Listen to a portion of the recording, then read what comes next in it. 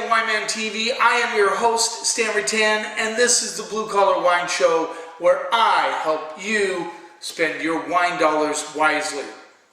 That's what I do, which means I review wines and give my opinion as to whether you should waste your money on it or whether you should spend your money on it, or however you want to view it.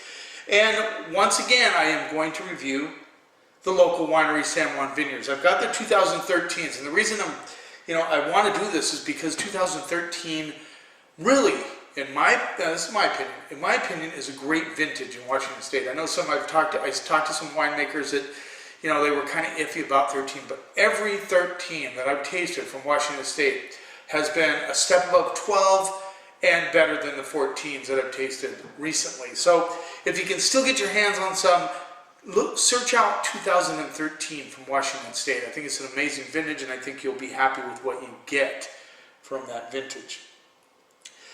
San Juan Vineyard just released a lot of their 13s. Now I've talked to you about San Juan Vineyards. Yvonne Swanberg, owner of that vineyard, has worked very, very hard. Originally, her husband and his partner started the winery.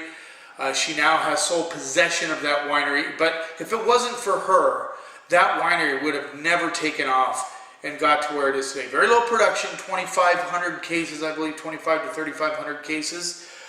She's had a little bit of a struggle with winemakers over the past 4 years, but she's finally landed who I believe will be a great asset to that winery. His name is Chris. I call him Chris 3 because she went through Chris Premise, who I've interviewed several times well, not several times, a couple of times on YouTube. And then she had another Chris, and now she's on the third Chris, and I still can't remember his last name. Sorry about that, Chris. It's not sticking. It's not sticking to the gray matter right now. Anyway, nice guy. They've got some gold medals for his Madeleine Angevine and Zigareba, both really excellent wines.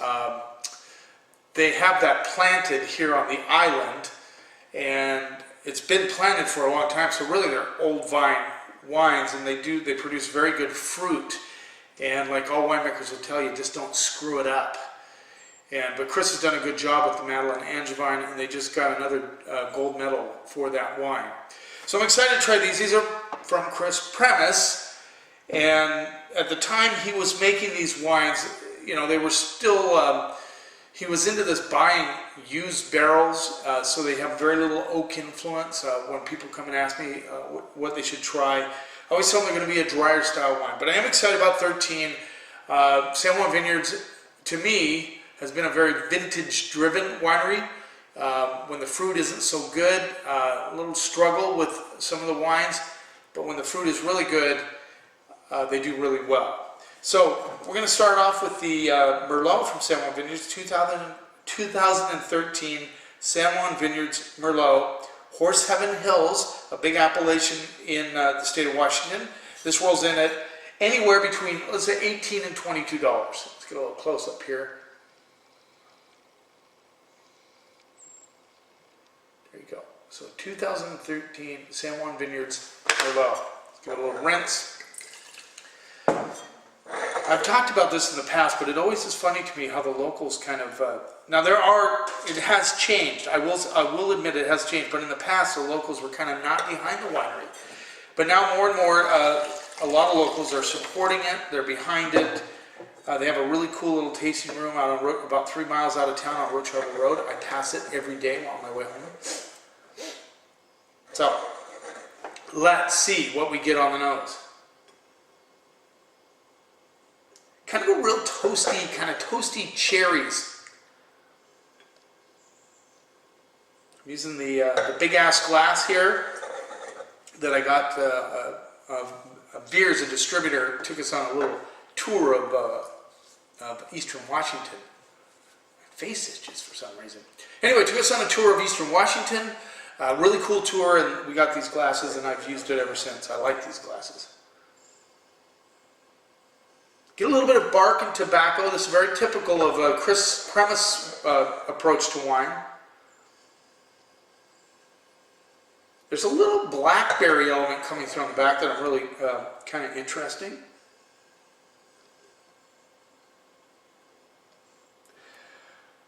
there you go. Let's see what we get on the palate. I'm curious about the alcohol percentage on this. Chris is a big, Chris Juan, we'll call him, was a big kind of anti-alcohol. This is 13.5. With lower alcohol, at times you'll get less fruit. It's just part of the equation. You know, some 13.5 is not bad, so curious what we're going to get on the palate.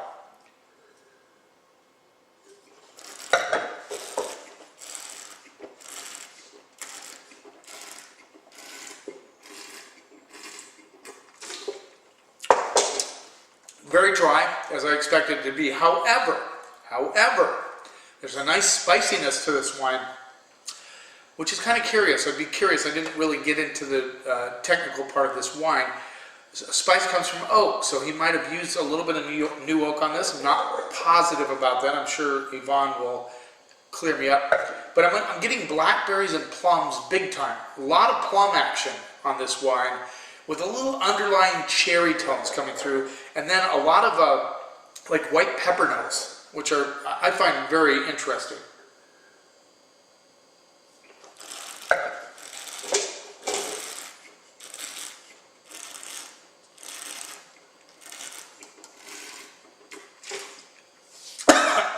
Excuse me. Good structure, soft tannins. This is sturdy wine. Very approachable though, don't get me wrong. It is very approachable. And then there's a little bit of a licorice kind of tobacco component coming through on the back side of this wine. I'm finding it a little bit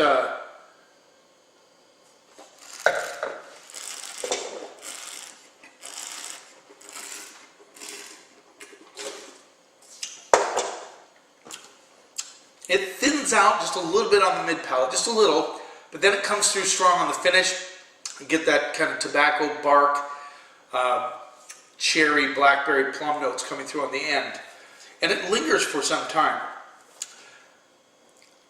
For $18.99, for 19 bucks, because I'm in retail, you know, it's $18.99. For $19, kind of reminds me of a funny story I just have to share. I went to a tasting down at the Wild Ginger in Seattle, and we're sitting around with a bunch of, you know, kind of somm-type wine people from restaurants, and there was a master somm there, and he had introduced us to some wines, and he shared I believe it was a Syrah with us, and somebody asked me, what would you pay for this? Well, you know, being retail, I gave the wholesale cost exactly what I would pay for it. I said, I'd pay $12.59. You should have seen the look on these guys' faces. That isn't what they were asking me, of course, but that's the way I took it. And, you know, I don't get embarrassed very often, but I was a little bit embarrassed that I spit that out. But I thought, and it ended up being like a $65 wine. It was ridiculously overpriced. But I just say it like it is. Anyway, this is a little thin in the mid-palate. Strength on the finish. Good balance. Solid wine. $19. You know, you could probably do better than that for $19, but I think it's a very viable wine. I think it's good, and I wouldn't, you know, certainly be mad at myself for spending $19 on it. And so I'm going to go C plus B minus. I think it's a good solid wine. Might be a hair high on the price, especially if it goes for 23 bucks. Definitely don't pay that. But if you see it for $18 or $19, yeah, it'd be worth it. Especially if you need, you know, you want to try a wine from the locals and from San Juan Islands, that would be a good play. Let's move on. 2013 San Juan Vineyards red wine. This is the blend. Cour 7 Hills, Cab Merlot, Cab Franc. That's what I'm assuming. That's usually what Chris blends. Chris Juan did when he blended wines. Sometimes he used a ton of Cab Franc. I almost could have called it a Cab Franc. Chris Juan, we're going to call him, Chris Premise. He had a long tenure as a winemaker. He started in 06, left in 15, I believe. 14 or 15? 15. 14. Can't remember.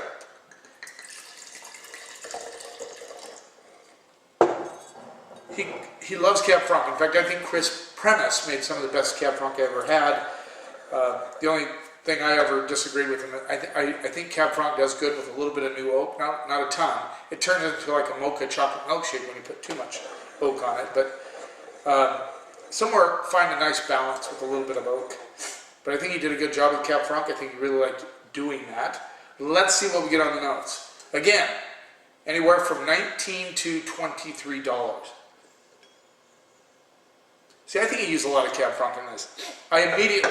One thing I'll share with you is that Cab Franc is very herbaceous. You get a lot of like salad, green beans, broccoli, asparagus comes through on Cab Franc. So immediately when I smelled this, I knew there was a lot of Cab Franc in it because of the nose. So I get that, all those elements, you get that little green bean kind of salad characteristic on the nose. And behind that you get cherries. You get a little bit of licorice and tobacco. Those are all part of that. The tobacco is very subtle. I would doubt if a lot of you that smell this wine would smell tobacco, but it has a very subtle tobacco aroma to it. Kidding, I got a little dot of wine on my glasses.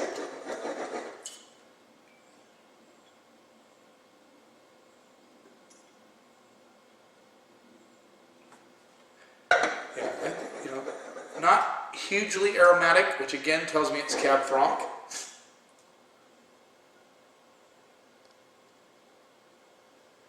There's a little red berry action,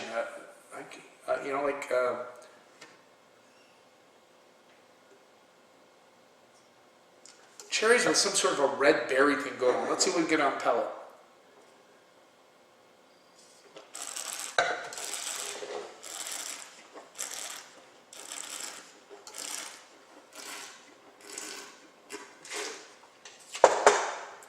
Interestingly enough, you don't get that kind of herbaceous salad green bean thing going on. Actually has a very solid wine. I mean, it's very smooth, and it has this, it's a little bit of a monotone wine, but I think a lot of you will like it. Don't get me wrong. It has a real solid fruit characteristic through it. I get, it's almost like there's chocolate there, but it's not chocolate. It's the essence of chocolate. Definitely cherries coming through. A little bit of red flour, a little red flour component.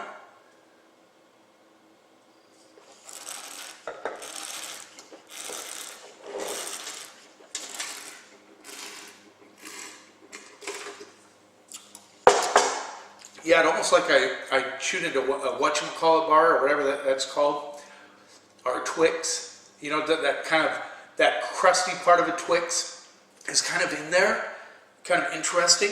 I'm sure that Chris wasn't trying to get that, but it's there. Solid beam of fruit right through the beginning into the mid palate, and then on the finish you just get a little bit, not a lot, which is good for a lot of you because a lot of you don't like that. And then that red berry component with the red flowers kind of lingers on the backside. I like this wine. I think it's I would call it an 80% wine. In other words, 80% of the people that try it are going to like it.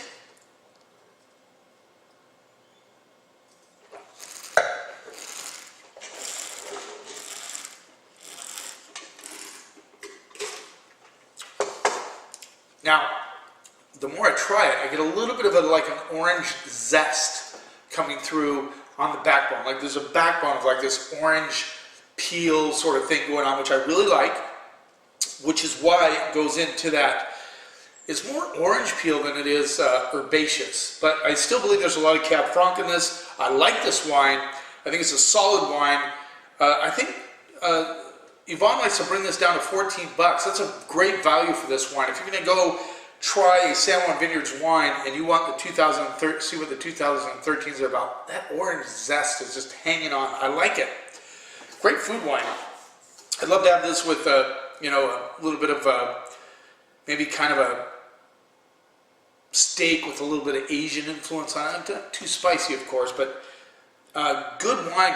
This would be a great barbecue wine. Barbecued chicken, barbecued spare ribs, any of that. This would be great. I like it. I like it. Solid effort. I'm going to actually get a bottle of this and lay it down for a couple of years because I I find that Chris's wines, Chris Premise, a lot of his wines, I think this might be his last vintage that will be available. He might have handled 14. I'm not positive. I'll have to check in on that. But anyway, Chris's wines a lot of times take a couple of years before they really start expressing themselves. I believe this is an excellent effort. I'm going to go BB plus on that wine. I like it a lot. Let's move on. A little rinse here. Good job. So far, if you're going to try their wines, I would go either one of these. If you get the red wine at 14 bucks, I think it's a really good play. Let's move on to the 2013 San Juan Vineyards Cabernet Sauvignon. Again, Horse Heaven Hills appellation. There you go. One thing about Yvonne, she's kept this label from the very beginning. Whether you like it or not, she's stuck with it. And she changed it up a little bit with her red blend. South Beach, something. I reviewed it on this channel.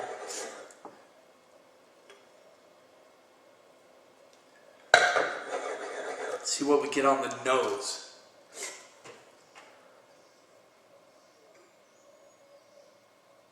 So this is very earthy on the nose. I get currants. Get a little bit of like dried cardboard. I know it's not corked, but a lot of times I get that dry cardboard. Have you ever walked in somewhere where there's a lot of cardboard that's been sitting out in the sun? It has that smell to it. Definitely tobacco, currants. Let's see what we get on the palate.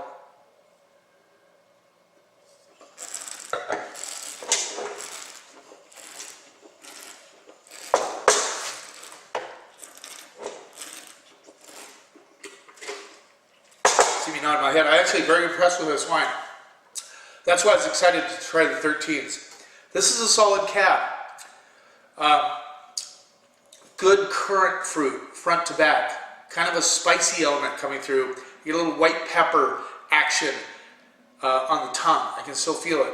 Solid tannins, but they're very approachable. Sturdy wine. I mean, you know you have a cab here, for sure. It's not a fruit bomb. A lot of these wineries, and you've probably noticed it, maybe you like it, that's fine. But a lot of them have made their cabs really fruity. I mean, almost to the point where you feel like it's not really a cab. Almost like a fruit bomb. I know, kind of 14 Hands kind of spearheaded that. A lot of people liked it. I understand it. I totally get it. As a person selling wine to other people, it's a great introduction to Cabernet Sauvignon. But like I tell everyone, always try to expand. Try to reach out to something different. If you're going to go to a cab that is a little drier, a little more sturdy, this is the one.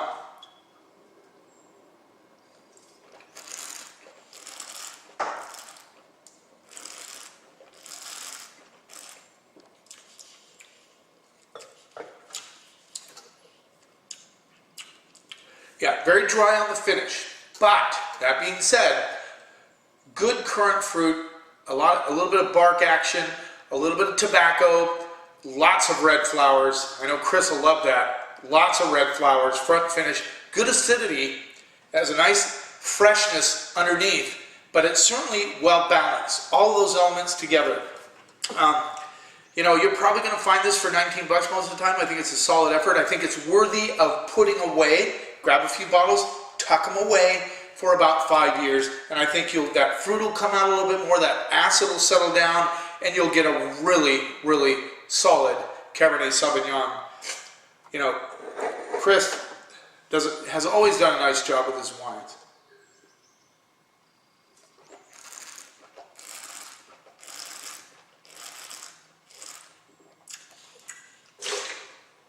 Yeah. Almost old world style, but of course you got that nice solid fruit. I'm going to go BB plus with that one also. I think it's a good value play. I mean, if you want a good cab from San Juan Islands. Now, that being said, they get their fruit from what looks slow. Like every winery on the west side of the mountains has to get their cab, their Merlot, their Syrah. All those wines have to come from eastern Washington. You can't grow those grapes here. It always amazes me. People say, well, that's really San Juan. Well, that's not from the island. Well, of course not. But they do bring the grapes over. They make all their wines here at their facility. And I'm very excited to try Chris 3's reds. I've already tried the South Beach one. I reviewed it here. Very excited about it. Good job on those wines. 2013. I love that vintage, and it shows in these wines. You keep watching, and I'll keep helping you spend your wine dollars wisely.